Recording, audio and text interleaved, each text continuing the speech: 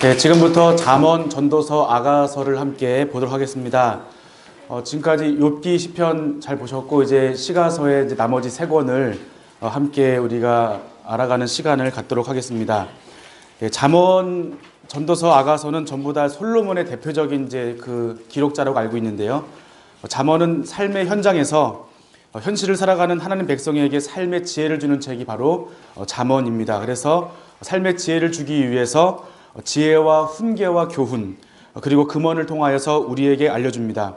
자, 하나님을 경외하는 것이 곧 지혜의 근본임을, 지식의 근본임을 우리에게 알려주고 있습니다.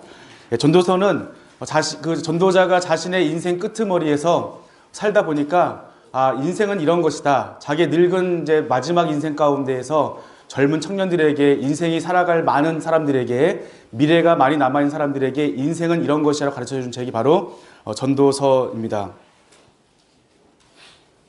그리고 아가서는 남녀 간의 사랑을 그리고 있는 책입니다. 그래서 혹자는 말하기를 이것은 성지침서라 말하는 사람도 있지만 그러면 이것이 성경에 들어올 이유가 없었겠죠. 근데 아가서는 하나님과 우리와의 이러한 사랑의 관계를 나타낸 책이 바로 아가서라는 것을 우리가 아시면 좋겠습니다. 자, 그래서 우리가 이제 잠언, 전도서, 아가서를 함께 볼 텐데요. 이 말씀을 통해서 우리가 하나님께서 우리를 얼마나 사랑하시는지 또 우리가 또한 어떻게 이 땅에 살아가야 되는지에 대해서 함께 나누도록 하겠습니다. 잠언은 먼저 책 이름은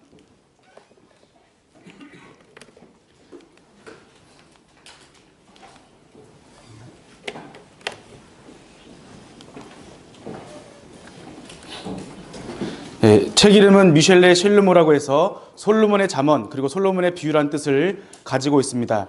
헬라어 성경도 동일한 그런 의미를 갖고 있고 라틴어 성경이나 영어 성경에서는 의미만 살려서 잠언의 책, 지혜의 책이라는 뜻을 가지고 있습니다. 중국어 성경에서는 경계할 점, 말씀원 해서 우리에게 그 훈계나 경계가 되는 말이라고 하는 뜻을 가지고 있고 우리나라 성경은 중국어 성경을 인용을 많이 했습니다. 그래서 중국어 성경과 같이 우리도 잠언이라고 부르고 있습니다. 기록자는 솔로몬입니다. 1장 10절에 그리고 10장 1절에 25장 1절에 솔로몬이 잠언의 기록자라고 알려주고 있습니다. 네, 그리고 여기에는 솔로몬만 잠언의 기록자가 아니라 총 여기 보면은 지혜자의 잠언, 야게의 아들 아굴의 잠언, 르무엘 왕의 잠언 이렇게 여러 기록자가 함께 있습니다. 여러분 잘 아시는 바와 같이 솔로몬 같은 경우는 열왕기상 4장 23절에 보면은 솔로몬이 3000개의 잠언을 지었고 1005개의 노래를 지었다라고 하였습니다. 그래서 잠언 가운데 이 잠언은 이 3000개의 잠언 가운데 일부가 잠언으로 편집되었다라고 이제 보고 있고요. 자, 그래서 또 우리가 아는 것은 지혜자의 잠언할 때 이 지혜자가 누구인지 잘 알 수 없습니다. 또 이 야게의 아들 아굴의 잠언은 나로 부하게도 마옵시고 가난하게도 마옵시고 이제 그런 잠언 아시죠? 그것을 기록한 사람이 아굴이고요. 그리고 르무엘 왕의 잠언은 이제 여기 르무엘을 통해서 이제 르무엘 왕에게 어떻게 이런 왕이 되어라. 또한 너는 현숙한 여인을 얻어라 하는 그 말씀을 전한 것이 바로 이 르무엘 왕의 잠언이라는 것을 우리가 알 수 있습니다. 이제 이러한 것을 격언과 훈계와 그리고 금언 같은 걸 통해서 이렇게 우리에게 하나님의 교훈을 주는 책이 바로 잠언서라고 볼 수 있겠습니다. 배경을 보겠습니다. 솔로몬 시대입니다. 자, 솔로몬에서 이제 배경이라고 하는 것은 기록자에 따라서 이 배경이 달라지게 될 것입니다. 그렇지만 주 기록자가 솔로몬이기 때문에 솔로몬 시대를 우리가 잠언의 배경으로 보고 있습니다. 자, 그래서 이 솔로몬이 통치하던 시대는 이스라엘의 세계화 시대였습니다. 그래서 에시온 계배를 통해서 주변의 많은 나라들과 무역을 하였던 그 시대이기 때문에 무역뿐만 아니라 이 당시에 세계 여러 곳에서 지혜 문학이 왕성했던 때가 바로 이때이기 때문에 솔로몬은 여기에서 학문과 지혜 교류가 많이 일어났고 그 결과로 이제 잠언의 교류도 많이 일어났다는 것을 우리가 알 수 있습니다. 거기에 대한 대표적인 것이 바로 르무엘 왕의 잠언과 아굴의 잠언 같은 경우가 바로 이방의 왕이라고 우리가 추측하고 있는데 그분들도 여기에서 이방 사람이었지만 이러한 지혜와 문학의 교류를 인해서 하나님을 알게 되었고 또 하나님을 이렇게 찬양하는 이러한 잠언을 기록했다는 것을 우리가 보게 됩니다. 그리고 잠언의 기록 연대를 보시면 솔로몬의 통치 시기인 주전 970년부터 931년 사이에 기록되었다 보고 있고요. 그리고 편집 시기는 마지막에 솔로몬의 잠언 세 번째가 있는데 그 잠언 같은 경우는 그 잠언 내용 중에 솔로몬의 신하가 편집했다라는 내용이 있습니다. 그래서 솔로몬의 그 히스기야 시대까지 있고 그다음에 마지막에는 바벨론 언어 그리고 아람어가 들어가 있는 걸 봐서 바벨론 시기 에스라 시대에 이것이 최종 편집되었다. 우리는 보고 있습니다. 기록 목적을 보시면 먼저 이 잠언은 도덕적인 통찰과 분별력을 제공하고 바른 지식과 그리고 지혜와 정신적인 명철을 제공합니다. 그리고 거룩하신 자를 바로 알고 모든 삶의 영역에서 여호와를 경외하는 삶을 살기 위해서 이 잠언을 기록한 것입니다. 자, 그리고 이 말씀 보시면 지혜와 훈계를 알게 하고 명철의 말씀을 깨닫게 하기 위해서 우리에게 이 잠언을 기록했고, 그래서 이걸 말씀 통해서 우리가 지혜롭고 공의롭고 정의롭고 정직하게 행할 일에 대해서 훈계를 받게 하는 것입니다. 여러분, 그러면 지혜롭고 공의롭고 정의롭고 정직하게 살려면 우리가 어떻게 살아야 되죠? 하나님을 경외하는 삶을 살아야 되겠죠. 바로 이것은 하나님을 경외하는 사람들은 이렇게 살아가야 되는 것을 우리에게 말씀해 주고 있고, 또 이 말씀은 어리석은 자를 슬기롭게 하고 젊은 자에게 지식과 근실함을 더해 준다는 것입니다. 그리고 이제 지혜 있는 사람은 학식이 더할 것이라고 우리에게 말씀해 주고 있습니다. 그래서 7절 말씀 보면은 여호와를 경외하는 것이 지식의 근본이다라고 우리에게 말씀해 주고 있습니다. 자, 첫 절과 끝절 말씀을 우리 함께 보겠습니다. 첫 절 읽겠습니다. 다윗의 아들 이스라엘의 왕 솔로몬의 잠언이라. 끝절 보겠습니다. 그 손의 열매가 그에게로 돌아갈 것이요 그 행한 일로 말미암아 성문에서 칭찬을 받으리라. 전체 보기를 보겠습니다. 잠언은 전체 31장입니다. 여러분, 잠언이 우리가 알기로는 지혜의 책이라고 알고 있잖아요. 그래서 수험생 같은 경우는 잠언을 읽으면 머리가 똑똑해진다고 우리가 많이 알고 있어요. 그래서 이것을 잠언은 지혜의 책이다 알고 있는데, 그러면 성경을 어떻게 읽어야 되지? 잠언을 매일매일 읽어야 되겠죠. 그래서 하루에 한 장씩 읽으면 우리가 한 달 동안 읽을 수가 있습니다. 한 달은 31일인데, 그래서 우리가 잠언을 하루에 한 장 읽자라고 해서 우리가 잠언이 31장이다라고 이해하시면 좋겠습니다. 그렇다고 이제 하루에 한 장만 읽지 마시고 이야기가 그렇다는 것이고 더 많이 읽으셔도 되고 다른 거 읽으셔도 돼요. 그런데 우리가 그렇게 이해하면은 잠언은 31장이구나 이렇게 이해할 수가 있을 것입니다. 잠언은 특별히 시편도 마찬가지지만 분류하는 것이 굉장히 어렵습니다. 그래서 내용에 따라서 분류하기가 굉장히 어렵고, 잠언은 이제 주제별로 이렇게 쉽게 분류할 수가 있습니다. 보시면 다 솔로몬의 잠언인 줄 아셨던 분도 그런 분 없으시겠지만 어쨌든 솔로몬이 주된 기록자이고, 그리고 보면은 솔로몬의 잠언이 1, 2, 여기 3이 있습니다. 그리고 지혜자의 잠언, 아굴의 잠언, 르무엘의 잠언 이렇게 6개의 구성으로 되어 있습니다. 자, 먼저 솔로몬의 이 잠언을 보면은 여기 보면 잠언의 목적이 있는데, 이 잠언의 목적은 솔로몬의 잠언에 대한 목적이기도 하지만 전체에 대한 목적도 여기에 포함하는 것입니다. 그리고 아들에게 주는 15가지 교훈으로서 이제 하나의 명제를 던지고 나서 서술하는 식의 이렇게 말씀이 기록되어 있고, 솔로몬의 잠언 2 같은 경우는 375개의 이 구절로 되어 있습니다. 여기서 10장 1절부터 22장 16절까지 여러분 집에 가셔서 한번 세보시면 정확히 375개입니다. 제가 쉬어봤어요. 근데 이것이 전부 375개입니다. 왜 그런지는 또 설명을 드리겠습니다. 그리고 지혜자의 잠언 36개의 교훈으로 되어 있고, 솔로몬의 잠언 세 번째는 히스기야의 왕의 신하들이 편집한 것이라고 볼 수 있습니다. 아굴의 잠언이 여러분 잘 아시는 말씀이고, 르무엘의 잠언, 르무엘 왕을 훈계한 잠언, 왕이라면 이렇게 해야 된다는 그런 말씀이 이 가운데 있고, 현숙한 여인, 여러분 현숙한 여인 잘 아시죠? 새벽부터 아침에 밤이 새기 전에 일어나서 열심히 남편을 위해서 일을 하고 빨래도 하고 또 가족에 있는 그런 식솔들을 다 챙기고 신하들이나 주변 이웃들에게 자기가 할 것 다 하고 또 밤에도 일찍 자지 말래요. 늦게 자고. 이런 분하고 결혼하면 남자는 어떨까요? 아니, 남자들이요. 네. 그렇지만 성경은 이걸 말해주고 있는데 왜 그런지 또 설명드리겠습니다. 굉장히 힘들고 어렵겠지만 성경은 이러한 분이 현숙한 여인이라고 말하고 있어요. 네. 이렇게 우리가 이렇게 잠언에 대한 전체적인 것을 함께 보았습니다. 자, 잠언은 전체 우리에게 하시는 말씀은 지혜와 훈계를 주시기 위한 거예요. 그래서 잠언의 중요함이 있고 또 여호와를 경외하는 것에 대해서 마지막 결론을 내리고 있는 것입니다. 결국에는 이 잠언의 목적은 여호와를 경외하는 것이 지식의 근본이라 말씀하시면서 마지막에는 여호와를 경외하는 것이 우리 삶의 최고의 목적인 것을 말씀해 주시면서 여기에 대한 형식을 지혜와 훈계 형식으로 우리에게 말씀해 주시고 때로는 금언으로 말씀해 주고 있습니다. 그래서 핵심을 한번 다 같이 읽어보겠습니다. 여호와를 경외하는 것이 지혜의 근본이다. 이렇게 말씀해 주고 있습니다. 먼저 우리가 솔로몬 잠언 첫 번째를 보시면 잠언의 이제 목적이 있는데요. 그리고 이제 아들에게 주는 잠언이 있습니다. 자, 그리고 잠언의 목적 같은 경우는 아까 먼저 우리가 기록 목적을 볼 때 그 말씀을 함께 읽었습니다. 지혜와 훈계를 알게 하고, 그리고 명철의 말씀을 깨닫게 하고, 또 지혜롭게 공의롭게 정의롭게 정직하게 행할 일에 대해서 훈계를 받게 하는 것, 그리고 어리석은 자를 슬기롭게 하는 것에 대해서 말씀해주고 있고, 마지막으로 지식과 근신함을 주기 위함이라고 기록하고 있습니다. 잠언은 이렇게 일상적인 지혜를 전달한 거 보이지만 인생을 이렇게 지혜롭게 사는 것, 그리고 범사의 일생을 지혜롭게 사는 방법은 범사의 여호와를 인정하는 것이라고 우리에게 말씀해 주고 있습니다.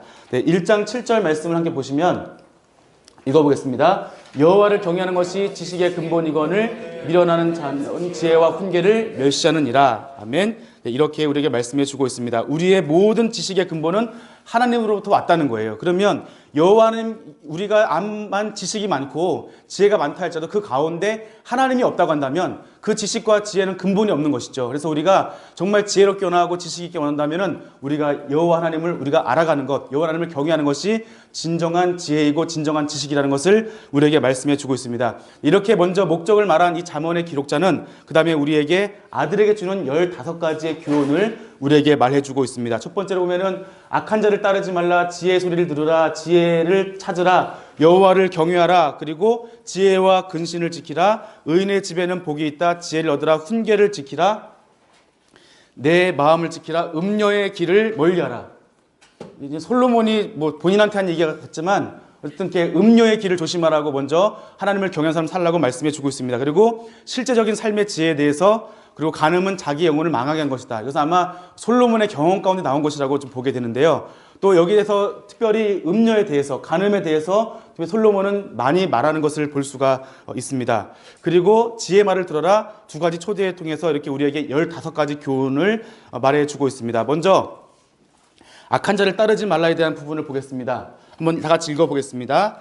내 아들아, 악한 자가 너를 끌지라도 따르지 말라. 이거 말씀 어서 많이 들어보신 것 같죠? 시편 1편의 말씀과 같이 복 있는 사람은 악인들의 꾀를 따르지 않는다고 말씀해 주고 있습니다.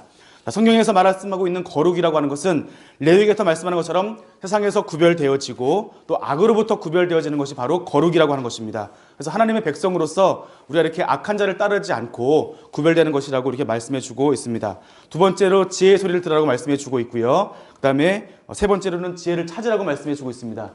네 번째로는 우리 여호와를 경외하라고 말씀해 주고 있습니다. 다 같이 말씀을 읽어보겠습니다. 네, 다 같이 읽어보겠습니다. 시작. 하나님을 알게 되리니 대저 여호와는 지혜를 주시며 지식과 명철을 그 입에서 내심이여. 네, 모든 것, 그러니까 지혜와 지식은 다 하나님의 하나님을 경외하면서 나온다고 우리에게 말씀해 주고 있습니다. 그리고 또 여호와를 경외하는 것은 너는 마음을 다하여 여호와를 신뢰하고 명철을 의지하지 말라고 말씀하시면서 범사에 하나님을 인정하라고 말씀해 주고 있습니다. 그것이 곧 여호와를 경외하는 것이라고 우리에게 말씀해 주고 있습니다. 그리고 우리가 9번째 볼 것은 너의 마음을 지키라고 우리가 말씀해 주고 있습니다. 여러분 다 아시는 말씀인데요. 한번 다 같이 읽어보겠습니다. 모든 지킬 만한 것 중에 더욱 내 마음을 지키라. 생명의 근원이 이에서 남이니라.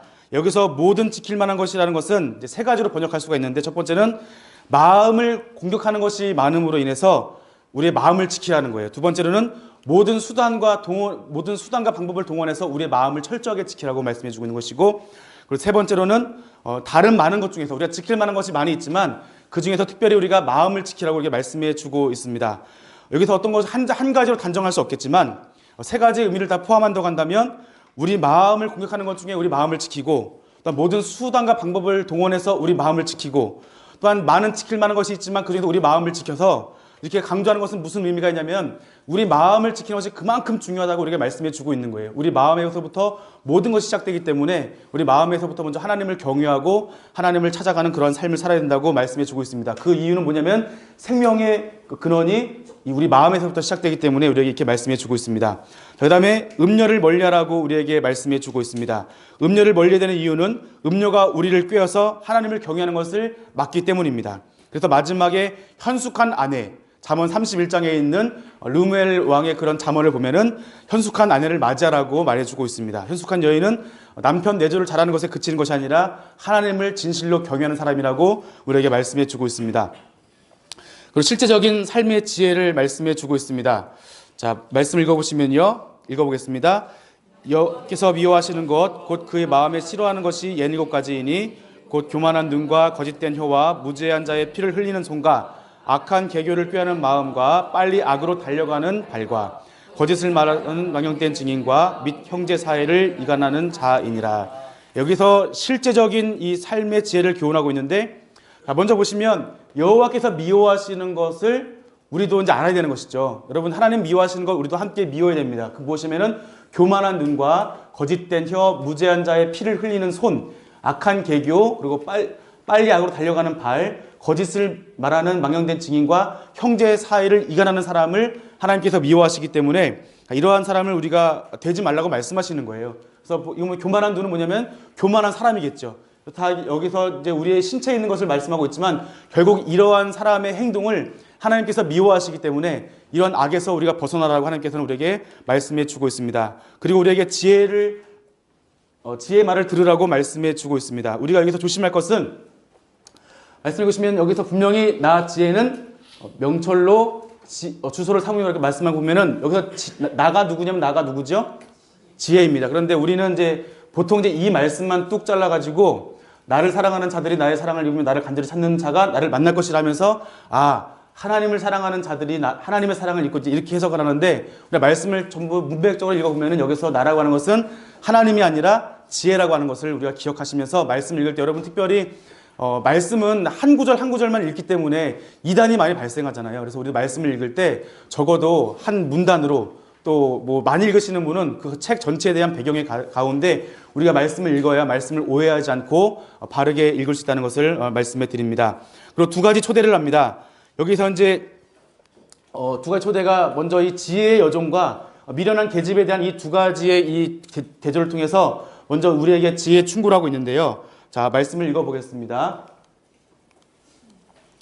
여호와를 경외하는 것이 지혜의 근본이요 거룩하신 자를 아는 것이 명철이니라. 잠언이 말하고 있는 것 중에 하나님을 경외하는 것이 지혜의 근본이라는 겁니다. 그렇다면 하나님을 경외하는 것이란 무엇일까요? 그것은 거룩하신 하나님을 아는 것이라고 우리에게 말해주고 있습니다. 우리가 지혜를 얻고 지혜를 얻는 것은 다른 것이 아니라 하나님을 아는 것이라고 말하고 있습니다. 성경에서 알다 하면은 그냥 내가 누구 아는 거와 다른 것이죠. 저는 뭐 미국 대통령도 알고 다 알지만 그분들은 저를 몰라요. 그렇죠? 그리고 그냥 내가 내 친구를 아는 거하고 또 이거 내가 안다. 그러니까 성경에서 알다라고 하는 것은 부부 사이에 아는 것을 말하고 있는 거예요. 그러면 이 부부 사이에 아는 것은 서로 신뢰하기 때문에 속마음까지 거짓 없이 다 아는 관계를 말하고 있는데, 우리가 여호와를 경외하는 것은 뭐냐면은 여호와를 경외하는 것이 지혜의 근본이고 하나님을 우리가 아는 것, 그러니까 하나님을 우리가 정말 투명하게 하나님과 친근한 관계 가운데 있는 것이 우리에게 진정한 명철이라고 말씀하고 있는 거예요. 그러면 정말 우리가 지혜를 원하고 또 명철을 원하고 지식을 원한다고 한다면 우리가 어떻게 되느냐, 하나님께 우리가 어떻게 되느냐, 하나님을 경외하고 그분은 진실로 우리가 알아가야 된다는 것을 말씀은 우리에게 해주고 있습니다. 자, 그 다음에 이어서 있는 것은 솔로몬의 잠언 두 번째가 있습니다. 자, 여기서 아까 375개라고 되어 있습니다. 이것은 우리가 이제 잠언 이 첫 번째는 15가지의 교훈을 통해서 15가지의 주제를 이제 한 단락 해서 이제 그 내용의 주제가 있는데, 자, 먼저 이 솔로몬의 잠언 두 번째 같은 경우는 375개의 교훈이 연관되는 것이 아니라 하나의 금원으로 이어지고 있어요. 훈계라고 하는 것은 이건 이렇게 하지만 이렇게 하면 안 돼 하는 것을 훈계하는 것이지만, 금원이라고 하는 것은 무엇 무엇하여도 무엇 무엇한다, 이런 식으로 해석되는데, 여러분 성경 한번 펴보시겠습니다. 잠언 10장 1절 말씀을 한번 펴서 한 목소리로 읽어보겠습니다.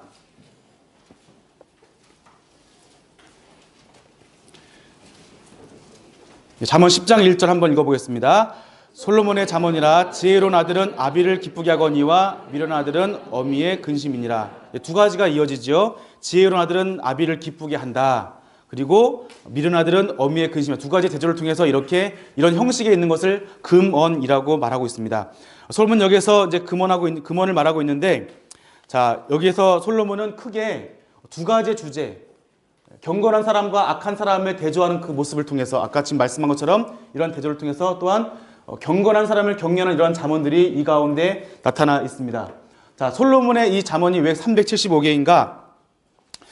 이제 히브리어에는 숫자가 없습니다. 우리가 쓰는 숫자는 다 한 가지죠. 아라비아 숫자가 지금 전 세계에 통용되어 있지만 이 당시에는 숫자가 그 나라의 언어로 되어 있었기 때문에 특별히 히브리어에서는 숫자가 없었습니다. 그래서 히브리 언어에서 이제 자음이 몇 개냐면 자음이 22개가 있습니다. 알렙부터 타우까지 이렇게 22개가 있는데 첫 번째 10번째까지 1번부터 10번째까지의 자음을 1부터 숫자 10까지로 나타내는 것이고 그다음에 11부터 18번까지가 뭐냐면은 20부터 90까지 숫자예요. 그리고 마지막 네 자는 100부터 400까지 나타내서 이것을 조합해서 이제 이것을 게마트리아라고 해서 그 문자의 조합을 통해서 우리가 숫자를 만드는 것을 이제 게마트리아 방법이라고 하는데 솔로몬을 히브리어로 쉘로모라고 하면은 바로 이러한 이제 숫자의 값이 있습니다. 그래서 이걸 합하니까 375개. 그래서 이제 솔로몬의 잠언, 솔로몬의 이름을 따서 그 숫자로 해서 375개가 되었다. 이렇게 우리는 판단하고 있습니다. 그 다음에 이제 지혜자의 잠언이 있는데요. 지혜 잠언은 36개의 다시요. 36개의 교훈입니다. 이것은 지혜자는 이것을 기록한 목적을 먼저 말씀해 주고 있는데요. 한번 다 같이 36개의 교훈이 있고요. 말씀을 읽어보겠습니다. 내가 내게 여호와를 의뢰하게 하여 이것을 오늘 특별히 내게 알게 하노니 내가 모략과 지식의 아름다운 것을 너를 위해 기록하여 내가 진리의 확실한 말씀을 깨닫게 하며 또 너를 보내는 자에게 진리의 말씀으로 회답하게 하려 함이 아니냐. 네, 이것을 쓴 목적은 하나님을 의뢰하게 한다. 하나님 너희의 의뢰가 하나님께 있게 하여서 특별히 알게 할 것이 있다라고 말씀해 주고 있습니다. 그리고 여호와 하나님을 의뢰하고 또한 알게 할 것을 위해서 모략과 지식의 아름다운 것을 기록하였는데 결국은 말씀하는 것은 진리의 확실한 말씀을 깨닫게 하는 것입니다. 그러면 이 진리의 확실한 말씀을 깨달으면 어떻게 됩니까? 진리의 말씀으로 우리가 회답하는 삶이에요. 다시 말하면 진리의 말씀을 깨달은 사람은 이 말씀의 삶을 우리가 하나님께 올려드려야 된다는 것을 먼저 말씀해 주고 있습니다. 진리의 말씀에 합한 삶, 부합하고 온전한 삶, 순결하고 거룩한 삶, 우리가 이 삶 속에 살아가는데 진리를 깨닫게 하되 이 깨닫는 것에 그치는 것이 아니라 우리가 아는 것에 그치는 것이 아니라 이것이 우리의 행함으로 인해서 하나님께 우리의 이 모든 진리의 말씀이 하나님께 회답되어지는 그런 말씀으로 우리가 볼 수 있습니다. 자, 그래서 우리가 말씀을 많이 하는 것은 중요하지만 말씀을 많이 알면은 우리가 말씀에 대해서 우리 법조인들 보면은 법을 많이 알기 때문에 어떻게 합니까?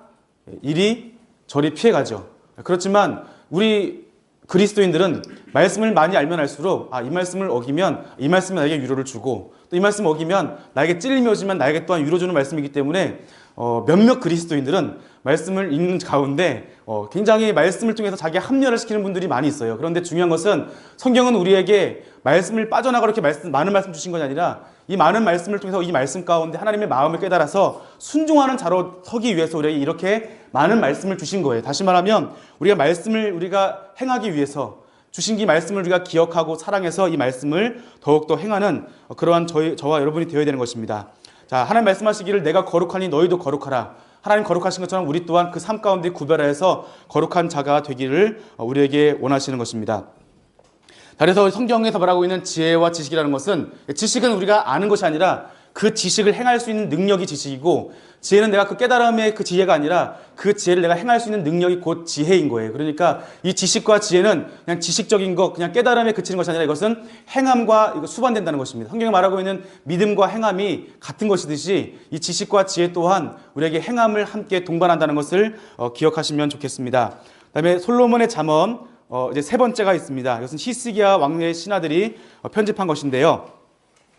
25장 1절은 히스기야 왕의 신하들이 이것을 히스기야 왕이 시켜서 이 잠언을 편찬한 것이라고 말씀해 주고 있습니다. 이것을 이제 금원 모음집이고 또 하나의 주제에 대해서 작은 묶음으로 3절, 4절씩 이렇게 묶어서 한 단락씩 구성을 하였습니다. 내용적으로 보면은 여러 가지 행위에 대한 규정들, 사람과의 관계를 규정한 잠언, 여러 가지 행위를 규정한 이러한 잠언이 있습니다. 그 다음에 아굴의 잠언이 있습니다.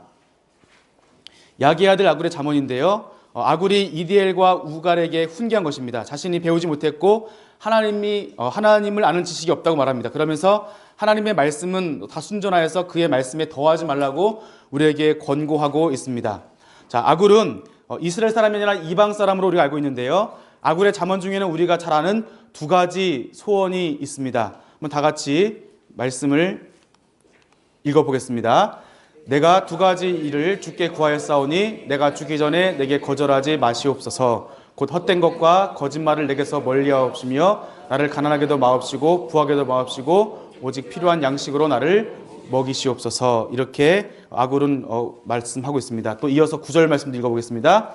혹 내가 배불러서 하나님을 모른다 여호와가 누구냐 할까 하오며 혹 내가 가난하여 도둑질하고 내 하나님의 이름을 욕되게 할까 두려움이니이다. 네, 아굴이 구한 것 두 가지를 보면은 첫 번째는 내면적인 소원이 있고 두 번째는 외면적인 소원이 있습니다. 내면적으로는 헛된 것, 거짓말을 멀리하게 되는 그런 소원이 있고, 그래서 아굴은 자신의 마음조차 제어할 수 없기 때문에 하나님께 자신의 마음을 의탁하는 그런 모습을 볼 수가 있습니다. 외면적으로는 가난하거나 부하지도 말게 간구하면서 배부르면 하나님을 모른다 하고 또한 배고프면 또 하나님을 욕되게 할까 두렵기 때문에 자신의 외적인 면을 하나님께 온전히 의탁하는 이러한 아굴의 모습을 볼 수가 있습니다. 특별히 아굴의 자문을 보면은 숫자를 많이 인용하였습니다. 말씀 보시면은 숫자를 통한 이러한 잠언이 있는데 만족을 모르는 서너 가지 해서 이제 아비를 저주하며 어미를 축복하지 않은 자는 무리가 있느니라 이제 이렇게 해서 여러 가지 숫자를 통해서 말씀해주고 있고 이해를 못할 기이한 것 서너 가지를 통해서 숫자를 통해서 말씀해주고 있습니다. 그리고 세상을 진동시키며 견딜 수 없게 하는 것 서너 가지, 작지만 지혜로운 것 네 가지. 마지막 말씀 한번 읽어보겠습니다. 땅에 작고도 가장 지혜로운 것 넷이 있나니 곧 힘이 없는 종류로되 먹을 것을 여름에 준비하는 개미와 약한 종류로되 집을 바위 사이에 짓는 사반과 임금이 없으되 다 때를 지어 나아가는 메뚜기와 손에 잡힐 만하여도 왕궁에 있는 도마뱀이니라. 네, 이렇게 말해주고 있습니다. 그다음에 르무엘 왕을 향한 이제 훈계가 있는데요. 먼저 이 왕에게 하는 말은 뭐냐면은 다 같이 말씀을 읽어보겠습니다. 내 힘을 여자들에게 쓰지 말며 왕들을 멸망시키는 일을 행하지 말지어다. 르무엘아 포도주를 마시는 것이 왕들에게 마땅하지 아니하고 왕들에게 마땅하지 아니하며 독주를 찾는 것이 주권자들에게 마땅하지 않도다. 네. 보면은 여자들에게 힘을 쓰지 말라 그랬고 두 번째로는 독주를 가까이 하지 말라고 말씀해주고 있습니다. 자, 그리고 또한 공의로운 왕이 되야 된다고 말씀해주고 있습니다. 읽어보겠습니다. 너는 말을 못하는 자와 모든 고독한 자의 송사를 위하여 입을 열지니라. 너는 입을 열어 공의로 재판하여 곤고한 자와 궁핍한 자를 실현할지니라. 네, 이렇게 말씀해주고 있습니다. 네, 그리고 이제 우리가 보는 것은 이 말씀을 통해서 정말 르무엘 왕에게 하나님을 경외하는 사람은 어떻게 해야 되느냐? 바로 여자를 가까이 하지 아니하고 또한 술을 가까이 하지 않고 그 다음에 공의로운 왕이 되어야 된다고 먼저 우리에게 말씀해 주고 있습니다. 그러면서 이제 현숙한 여인에 대해서 우리에게 말씀해 주고 있는데요. 현숙한 여인은 10절부터 31절까지는 총 22절입니다. 이것은 이제 히브리어 자음이 22개이기 때문에 22개, 알렙부터 이제 타우까지 해가지고 22개로 첫 번째 쭉 이어나가는 거예요. 우리가 시편 119편 같은 경우, 그쵸? 22개 자음을 가지고 한 자음당 몇 절씩 되어 있죠? 8절씩 해가지고 곱하면 176개. 이런 식으로 이제 구조화되어 있는데, 바로 이제 이 잠언에 있는 마지막에 현숙한 여인의 잠언도 바로 22개로, 22개의 절로 되어 있습니다. 이것을 보러 이제 우리가 답관체 형식이다, 또 아크로스틱이다라고 말하고 있는데요. 이렇게 22개로 이해한 것은 뭐냐면, 우리가 삼행시, 사행시 하는 것처럼 22개로 해서 쭉 이어나가면은 먼저 이것을 외울 때 흥미롭죠. 그리고 이것을 외울 때 외우기가 좋아요. 이 당시에는 그것을 자신들의 자녀들에게 이 말씀을 전해주기 위해서 했기 때문에 자녀 교육용으로 쉽게 외우게 하기 위해서 이렇게 22개의 자음 형식으로 되어 있습니다. 그리고 세 번째로는 이렇게 답관체 형식을 한 이유는 뭐냐면은 22개의 자음이 다 들어가기 때문에 이것은 여기에 완전성을 의미하는 것이기도 합니다. 여기서 이제 나와 있는 것은 아까 말씀한 대로 현숙한 여인의 모습을 보면 거의 슈퍼우먼입니다. 굉장히 힘도 세고 아침도 그냥 아침이 아니라 밤이 새기 전이에요. 그러니까 새벽 미명의 그 시간부터 눈을 떠서 열심히 일을 하고 일꾼들을 돌보고 남편을 내조하고 밤새 불이 꺼져도 그 안에는 잠을 자지 못하고 마지막에 다 챙기고 나서야 비로소 잠을 청할 수 있는, 잠이 이제 들었나 싶으면은 잠을 자는 둥 마는 둥 다시 일어나서 새벽 미명에 일어나서 다시 일을 시작했던 이 현숙한 연예인의 모습에 대해서 우리 말씀을 읽어보시면은 여러분 한번 읽어보세요. 여기 계신 여성분들 이 말씀 읽으면 정말 굉장히 힘이 빠질 거고 남자분들은 굉장히 행복할 거예요. 근데 이렇게 쭉 나오는데 굉장히 이것은 슈퍼우먼이고 능력자이고 어떻게 이렇게 살아갈 수 있을까 생각됩니다. 그리고 여기 히브리어로 현숙한 여인 할 때 이것을 이제 하일이라고 하는데 이 말이 굉장히 능력자라고 하는 그런 뜻이 있어요. 그러니까 성경에서 말하는 이 능력자에 대해서 말하고 있는데 결국에는 마지막에 우리가 말씀을 읽어볼 것은요. 10절 말씀을 한번 10절부터 31절까지 읽어보겠습니다. 누가 현숙한 여인을 찾아 얻겠느냐? 그의 값은 진주보다 더하니라. 네, 보시면 이 르무엘 그 왕에게 어머니가 너는 어떤 왕이 되야 되냐면은 결국 너는 여자를 가까이 하지 말고 그리고 술도 가까이 하지 말고 공의로 왕을 너가 정치를 해야 돼. 공의로 너가 다스려야 돼. 공의로운 군주가 돼야 돼 말하면서 그럼 너가 어떻게 되겠느냐? 아내를 잘 얻어야 돼. 그 아내는 이러한 아내야. 그러니까 이제 르무엘 왕에게 넌 이런 아내를 얻어라라고 말씀하고 있는 거예요. 그런데 이렇게 쭉 말한 다음에 굉장히 기대감이 있겠죠. 근데 결국 마지막 말한 것은 이 마지막 말씀이 중요한 거예요. 여자분들은 여기에서 위로를 얻으시길 바랍니다. 한번 다 같이 말씀 읽겠습니다. 고운 것도 거짓되고 아름다운 것도 헛되나 오직 여호와를 경외하는 자는 칭찬을 받을 것이라. 그의 손의 열매가 그에게로 돌아갈 것이요 그 행한 일로 말미암아 성문에서 칭찬을 받으리라. 결국에는 위에 수많은 여러 가지가 있지만 결국엔 이것도 결국에는 고운 것도 거짓되고 아름다운 것도 헛되지만 결국은 누가 되라는 거예요? 여호와를 경외하는 여자는 칭찬을 받는다고 말씀해 주고 있는 거예요. 다시 또 바꿔 말하면 이러한 여자는 그 위에 걸 다 할 수 있다는 것이죠. 그러니까 여러분 여호와를 경외하시는 분들 되길 바라면서 잠언은 결국은 이 끝에는 뭐라 말하고 있냐면은 우리가 하나님을 경외하는 것이 지식의 근본이라고 말씀해 주고 있는 거예요. 그러면 남자는 안 그래야 될까요? 남자는 여기서 위로를 얻습니까? 남자도 마찬가지로 하나님을 경외해야 되죠. 그럼 마찬가지로 남자들도 이러한 삶의 태도를 가지고 살아가야 되는 거예요. 이 태도는 무엇이냐면 결국은 공의로운 삶, 하나님의 말씀을 경외하고 하나님을 그 마음에 담아서 우리가 말씀을 회답하는 그러한 삶으로 살아가야 된다고 잠언의 기록자는 우리에게 말씀해 주고 있습니다. 우리가 현재 하나님 백성으로서 그리고 교회로서 그리스도인으로서 하나님 자녀로 살아갈 때에 우리가 어떻게 살아갈 것인가에 대한 그러한 질문이 있습니다. 우리가 이스라엘 백성들에게 주신 말씀이 있습니다. 그것이 레위기 율법의 말씀입니다. 그런데 그 말씀을 통해 살아갈 때 이 신앙의 현장에 있는 사람들에게 그러면 우리가 말씀을 어떻게 지키며 살아가야 될까에 대한 그런 해답이 바로 이 잠언의 말씀이라고 할 수가 있습니다. 그러한 질문에 대해서 우리가 어떻게 살아가야 됩니까라는 그런 질문에 대해서 훈계의 형식으로 또 교훈의 형식으로 또한 금언의 형식을 가지고 인생은 이렇게 사는 것이 지혜로운 것이라고 우리에게 말씀해 주고 있는 것이 바로 잠언서입니다. 잠언서에 보면은 여호와를 경외하라는 그런 말이 15번 나옵니다. 그래서 잠언은 지혜로운 삶을 살기 위해서 우리에게 이렇게 말씀해 주고 있습니다. 자, 그러면 여호와를 경외하는 자의 삶이 잠언의 말씀이라고 한다면 여호와를 경외하지 않는 사람은 어떤 모습일까? 궁금하시죠? 그 모습을 잠시 후에 전도서를 통해서 보도록 하겠습니다. 전도서를 보겠습니다.